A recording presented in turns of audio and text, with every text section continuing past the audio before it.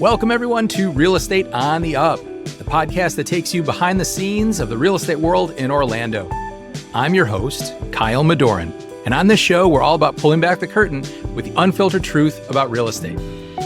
We're not just here to sell houses. We're here to provide concierge-style service because everyone loves being treated like a VIP. This podcast is your go-to resource for transparency, integrity, and the knowledge you need to make smarter real estate decisions. Whether you're a seasoned investor or a first-time homebuyer, we've got you covered. So buckle up and get ready to move up in the world of real estate.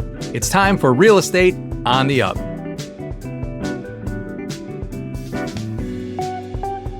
Welcome back to Real Estate on the Up, the podcast where we delve into the dynamic world of real estate with industry experts. I'm your host, and today we have a special guest joining us, Jonathan Fitzgerald, a seasoned real estate professional with over 17 years of experience in the Central Florida market.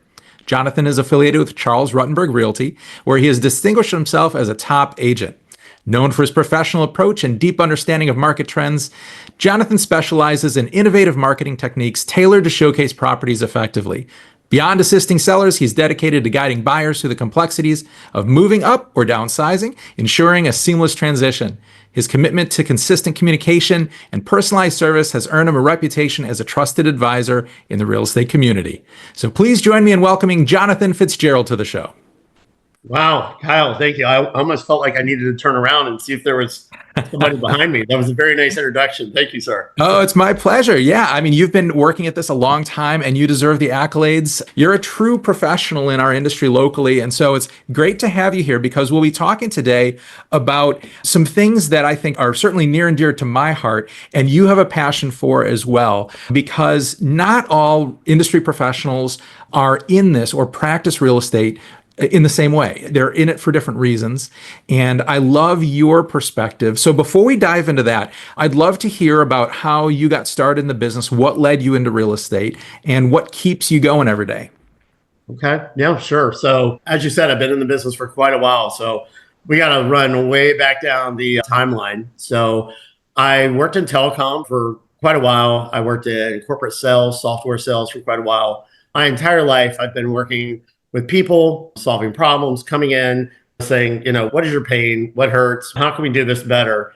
And so I took joy in trying to figure out a solution. So whether I was working in telecom way back in the day, whether I was selling software and that was more of a B2B, well, both of those were more B2B than working with residential or consumers, clients. But working with the public, yeah. Working with the public, right. But I always enjoyed that, and so even in those roles, I started off cold calling. I started door knocking. I started going to networking events. I approached it, as I do now in real estate, as a job. And when I say a job, I just mean that you wake up with intention every day. You wake up with purpose. And so it's not, you're getting out of bed at 10:30, and then you're going to the gym, and then maybe you're calling 2 or 3 people by 12:31, and then you're dropping your kids off or something else, and then you're going to a happy hour at 6:30 at evening. That's not really a job, right? So I've approached it as a job and as work and something I enjoy. So going back in history a little bit, when I first got into the business, I had got burnout on working in corporate America. And I'd seen some buyouts, some takeovers. And I thought, I never want to be in the position where one day somebody's going to come to me and say, there's been a corporate merger, there's been a takeover, your department's being eliminated, and you no longer have a job. So here's X amount of dollars and, we wish you a good life. And so I'd always been fascinated by real estate, always enjoyed going back again to solving problems, working with people. And the way I viewed it is, buying or selling a home or investing in real estate. I worked in commercial as well. So, even with that, it is really typically one of the largest purchases that anybody is going to make in their entire life. It's one of the biggest transactions. I mean, unless you're some multi-billionaire and you're buying some yacht or some jet, for 95% of us, let's say, maybe even higher, I'm just kind of using that number as a random placeholder, 95% of Americans, the house is going to be the biggest transaction that they're involved in. Typically, yeah, it's their biggest investment. Yep. Yeah, it's huge, and it does blow my mind that some people take it so lightly.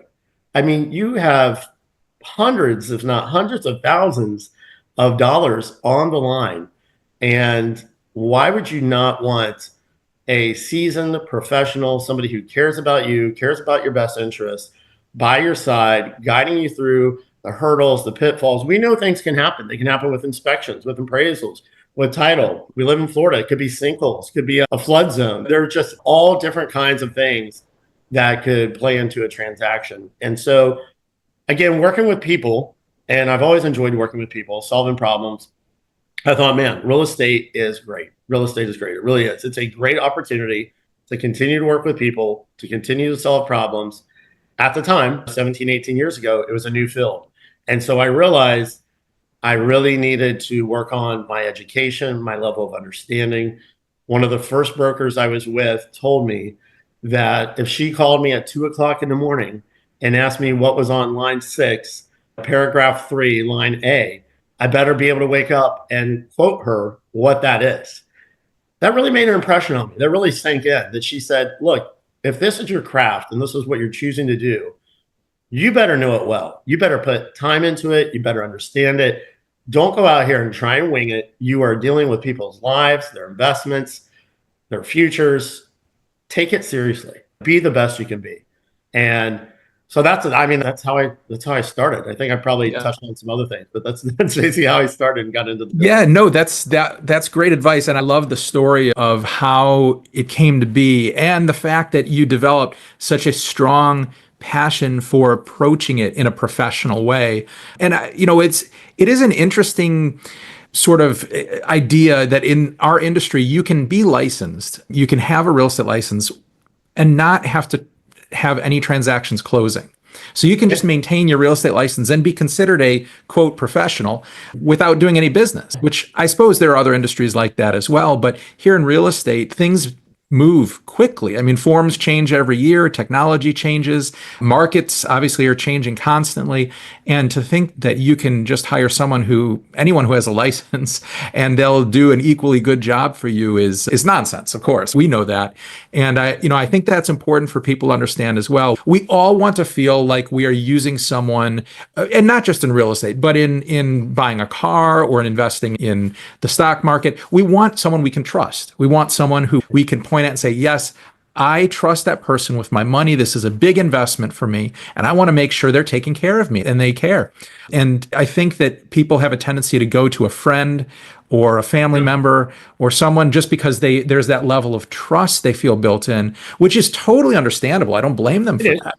It is. But that may not be the best choice. It may not be the best because you really, if you're truly interested in protecting your wealth, in making a great investment, and as you were saying, buying a home is an investment. I mean, it certainly needs to be a place you love, right? You want to go home every night and feel like, oh my gosh, I love living here. It's so great. But at the same time, you're probably not going to live there forever. At some point, you're going to want to sell it, and it's an investment there. It really, Kyle, really, I mean, everything you just said is 100% correct. You may have somebody, a family member, aunt, uncle, sister, whatever, who has a real estate license, and there's nothing wrong with using them. I am not bashing them. I'm not saying not to do it. I'm just saying things have become a lot more complex. If I remember correctly, when I first got into the real estate industry, the contract was 4 pages.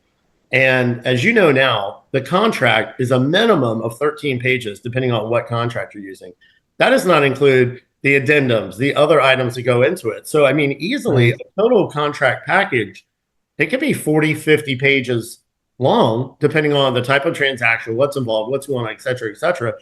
It's just important to have somebody who knows what they're doing and can have your best interest top of mind, And so sometimes here's what I tell people as well. And I do this, I mentor other agents.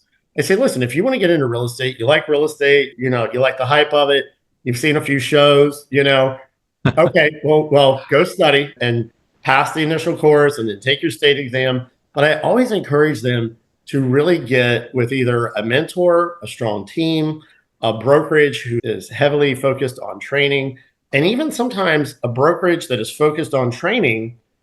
When you're new, you still need more. You almost need a mentor. You almost need a coach. You need somebody to guide you through, because think about this, the brokerage is the brokerage. And even though they're training you, they're not going to hit every single question, every single obstacle, every single hurdle. And that's really the thing about real estate that people, from the outside looking in, they say, oh, that's so easy. I have people tell me all the time, oh, okay, you sign this listing paperwork, you put it in the MLS, you sell it 2 or 3 weeks, and you make all this money. I said, that happens once in a blue moon.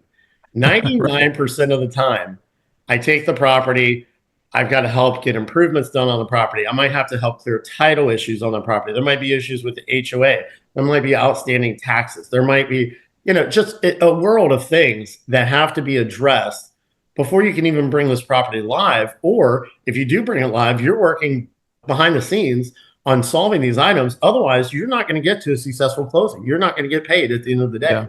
Yeah. And I guess it is, you just don't know what you don't know. And obviously we have these shows on TV, which I like watching them from time to time as well. They glorify real estate and they build a little drama in, in the office and everything. But sure.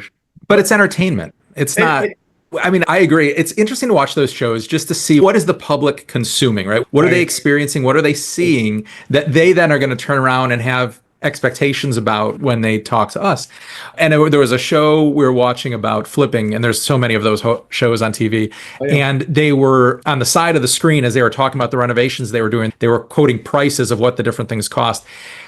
But we knew after the first few lines of it how bogus it was, because the appliances alone cost the entire kitchen budget that they'd allocated, because they're putting in like Wolf appliances, top of the line. And so it's all nonsense. And so and I think that's important for people to understand. Those shows, they are entertainment, and either they gloss over things that are tedious and complicated that aren't going to be fun to watch, or they make drama out of things that really don't need to be. And I think that's one of the neat things about truly great agents is, like you said, they're working behind the scenes a million miles an hour, trying to make sure everything goes perfectly. And there will be, inevitably, in every real estate transaction, there's going to be a hiccup that occurs. A great agent will find a way to solve that problem, present you with solutions as if it's no big deal. It's smooth sailing and it's nothing to worry about, rather than, it becoming a major obstacle in the course of a successful closing. So it makes such a difference when you have someone who has the experience to know how to do that. Or if they're newer, they have, like you were saying, a mentor or a team they can turn to. And I've heard it from time to time, people say that in other industries, there's an apprenticeship time. When you first join, you're not out there on your own. They don't just throw you to the wolves. You have a time when you're being mentored, you're being trained. And we don't have that in our industry, which is very interesting. You have to request it. We don't have it as a mandate, Right. And I really do wish it was, I really do, because I think it serves the interest of the agent, because it helps improve their understanding. I think it improves the customer experience. I think it raises the perception of the world in regards to realtors. So appraisers have to go through it. Electricians have to go through it. Plumbers have to go through it. Yes, for some reason, realtors don't. And, I don't, how long have you been licensed, Kyle? 14 years. So all right. So you've been in the industry quite a while. A little while, yeah. And I don't know if you remember going back, but when you first take the school exam, then you take the state exam, and then you have your license, and you can actually transact real estate within the state of Florida or whatever state you're licensed in. I remember when I came out, I did not know anything. I mean, I barely knew how to fill out a contract. I knew about some riparian, rights, and I knew about some other things with landlord-tenant law and some other things. But I mean, as far as day-to-day active real estate, so I'm going to name drop if you don't mind. No, go right ahead. Okay. So there's this guy, Dennis Jones, worked with KW. That's where I first started. I was out in East Orlando, and he was one of these powerhouses in the office. They don't talk a lot, not a lot of water cooler talk. They're there, they're working their job, they're doing their work, they're getting done what they have to do, focusing on their clients, focusing on business. And I basically followed him around until he would pay me the time of day. And so he was willing to mentor me for my first 5 transactions. And I'm telling you, it was life-changing what I learned from him, because at that time, he had been in the industry probably 15 years or so, right? So he had experience, he had knowledge, he knew the contracts, he knew what to look for. Things are changing constantly. I mean, to the point of things changing constantly, this week there was a change with FHA. Today I got another update. There's changes going on also with clear cooperation. There are constantly things changing within our industry that if you're not involved, if you're not engaged, if you're not plugged in, you're just not going to know. Yeah. You're not going to be able to properly represent your clients and the people you work with. So, right. It does your customers a disservice if you're not up to speed on everything that's happening right now, all the new changes, the things that will affect the way they buy and sell. And one of the things that is so very important, and possibly the most important piece of marketing a property, is pricing it correctly. And that's something that are challenges with for a few reasons. Agents maybe don't have the skill set to know how to value a home properly, or possibly they don't have the skills to discuss with the sellers why it's important to price it strategically instead of at whatever number the sellers have given. So I know this was something that you feel strongly about. And you were telling me a story before we jumped on the show today about an auction. If you can just go through that, because I thought that was a great story and very telling of why pricing is so important and what a difference realtors make in the process. Yeah, no, absolutely. And it was neat. I used to go to courthouse auctions back in the day. I mean, they literally were held on the courthouse steps. Everything's going online now on different channels, but there was an auction for an estate in my neighborhood. So it was easy. I walked around the corner and doing a little digging, I found out this property had been on the market, was already listed for 1.5. 1.5 it's a stretch in my neighborhood. I would love to say that, yeah, everything here is sold for 1.5. It's not. I mean, you can get into my neighborhood for way less than 1.5. But my understanding, again, not mentioning any names, this was an agent that maybe was newer, not familiar with the area, or maybe because it was an estate, and I think there was a relationship with the estate holders and the realtor, that maybe there was pressure from them as well. I don't know all the details, but what I can tell you, the home was listed at 1.5. It did not warrant 1.5. And so, of course. So it was overpriced. It's overpriced. So back to your point, pricing it's key. It's key. Yeah. It doesn't matter. It doesn't matter. The pricing is key. It just is key. So it was listed at 1.5. My understanding also is I heard a neighbor had gone to this person at one point and offered somewhere in the area of 800 to 900,000, and they refused it. So last night we went to the auction company. I'm sure, which I get. They're going to hype up and say, hey, we're going to build this crowd. We're going to get people in here. We're doing all this social media. We're doing all this marketing. We create a frenzy. And then, man, at the auction, this thing is going to bid up. You're going to get your 1.2 or your 1.3 or whatever. Unfortunately, it doesn't always work. And so it was a final auction last night, and the home sold for $710,000. Now, Again, as we discussed, in my opinion, I think the home, properly marketed, properly priced, could have sold somewhere in the area of $950, maybe $975. It needs a little bit of work, but it's a very nice home. It is a nice area. It has a pool. There's a lot of plus sides to it. I think the pendulum swung one way where it was priced way too high, and then frustration sets in, and what's going on, and why is my realtor not selling this? And then the pendulum swung all the way back to the other side and kind of missed this happy point, this medium point in the middle, which 950 is a lot better than 710. I mean, just numbers, that's a pretty big chunk of change. Yeah. And so I know that there's this fear with sellers when they initially put a property on the market that they don't want to underprice it because they're worried about leaving money on the table. Right. Realistically, it's difficult to do that because there is a lot of demand for real estate in Central Florida. Even though with interest rates high right now, there's less demand than there was a few years ago, there's still a lot of demand. And people are on all of these different platforms looking at real estate constantly. They're on Zillow and Realtor.com and everywhere. So if a property hits the market and it's under market value, it's where it should sell, you're going to have immediate interest and possibly multiple offers, and that price is going to go up to where it should sell for market value.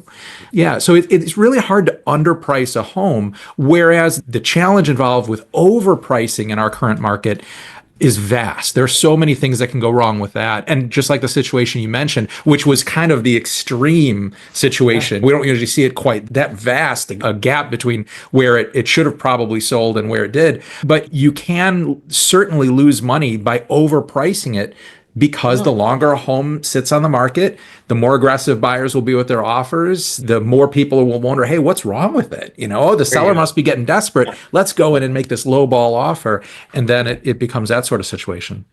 You took the words out of my mouth with saying, overpriced, what's wrong with it? And an old example, right, that we've used, it's been around for years, but you go to the grocery store, right? And you see this loaf of bread and it's $5 and you think, that's a little high. I can buy bread for $4, right? And then you come back week after week. And what happens? That $5 bread a lot of times drops down to $2 or $2.50 because it keeps getting slashed. And then I sat back and in my mind, and this is consumers as well, we go, well, I wonder how far it's going to get slashed. Let's just see what happens at this point. Instead of pricing the bread or the house at a appropriate price, and you come up with that really doing your research, right? Looking at the numbers, looking at the neighborhood, looking at absorption, looking at attrition, look at what's going on. You get a full understanding of the market, of the neighborhood, of the particular property, and you price it accordingly. The same with the bread. If the bread, maybe was priced at $4, it would have flown off the shelf, or $3.50. But because they tried to push it so high to the $5 mark, it just got slashed. And it is totally understandable to me why that happens. Sellers they have an emotional connection to the home. So they always feel like the features, the money they've invested in the property, the love they've put into the home make it valuable. It's something that means a lot to them. And also, it's easy to look back and saw what was happening 3 years ago and say, hey, well, my neighbor got this. I should get at least that because my house is much nicer than that one. But market conditions are constantly changing. And that is a major reason why you need a real estate professional who's on top of the market, has their finger on the pulse of what's happening, because things can change very rapidly. I remember back in 2022, like July, when interest rates started to go up, the market shifted almost overnight. It was crazy how fast that happened. Yeah, it was. I remember. Yeah. So if you price it correctly, you can still get multiple offers. You can still sell within a week. It's not going to always be the case, because you might be in an area you have a unique home, or maybe the area itself is a little more rural. Maybe you don't have as many buyers looking there, but you can still achieve success with the right partnership and the right agent by your side. And it makes such a difference. I hear horror stories all the time from people who had been in a situation where we had to come in and then rescue them. And I'm sure over the years, you've had many of those as well. Oh, yeah, quite often. And, Kyle, I know we've been talking about price quite a bit, but let me touch on a few other items, if you don't mind, if we have a little bit. Sure, absolutely. Because price is key. Price is key. It's going to really drive the majority of the activity on the property. But hold on. The majority, however, the photos, the videos, the staging, the marketing. This is also very important. When I pull up something on MLS or Zillow and somebody's got basically a thumbnail photo of the house, and the house is dark and it's dreary and I can barely see what I'm looking at, I'm thinking in my mind, automatically, low ball, flip, it's going to look worse than it does on the photos. I want to try and offer just a fire sale offer on it myself personally, if I was going to buy it, and then come in and fix it back up. And then what am I going to do? I'm going to get professional photos, nice, bright, light, airy. If the home isn't staged, I'm going to probably recommend staging. I mean, there are different price points and different staging levels, but I'm really big on staging a home, making it look the best it can. I mean, I think a lot of people go into a home.